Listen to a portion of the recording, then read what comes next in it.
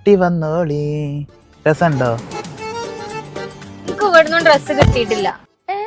എന്താ അവിടെ പറയുന്നത്? കല്യാണത്തിന് ഓൾക്ക് ഡ്രസ്സ് കിട്ടിയിട്ടില്ല. 4-5 ഷോപ്പിലപ്പൊ കയറി ഇറങ്ങലോ എടുത്തിട്ട്. അനക്ക് ഏതിൽ നല്ല ഷോപ്പ് അറിയോ? അങ്ങനെയാണെങ്കിൽ നിങ്ങൾ വണ്ടൂരിലെ പരാഗ് പോയിക്കോളിയും. അവിടെ ആകുമ്പോണ്ടല്ലോ കൊറേ മെറ്റീരിയൽസ് ഉണ്ട്. താത്താക്ക് ഇഷ്ടപ്പെട്ട എടുക്കാലോ. എന്നാ അങ്ങോട്ട് പോകാല്ലേ.